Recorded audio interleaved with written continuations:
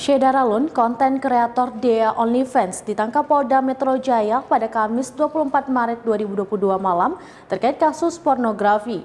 Dea ditangkap lantaran mempromosikan dan menjual foto serta video syurnya di situs OnlyFans. Berikut informasi selengkapnya. Syeda Ralun, konten kreator Dea OnlyFans, ditangkap Polda Metro Jaya pada Kamis 24 Maret 2022 malam terkait kasus pornografi.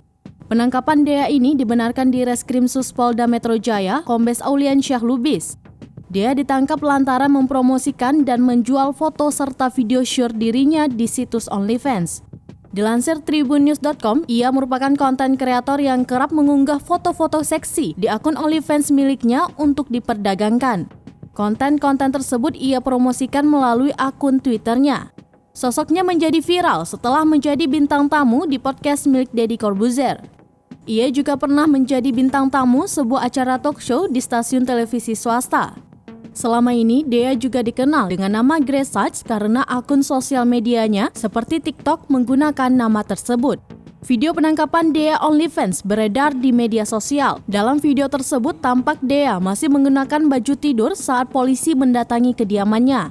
Mengutip tribunnews.com, Dea ditangkap di Kota Malang di kamar yang diduga tempatnya ngekos. Ia terlihat kooperatif saat diminta keluar kamar dan menyerahkan beberapa barang elektronik seperti ponsel dan laptop. Namun, Dea sempat meminta polisi pria agar keluar kamar saat ia akan berganti pakaian.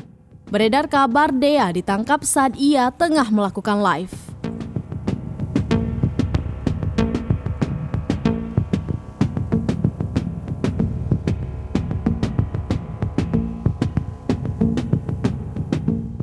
Demikian informasi terkini, Syeda Ralun. Saksikan terus informasi lainnya di kanal YouTube Serambi On TV, di Facebook Serambi News, dan berita lainnya di website serambinews.com.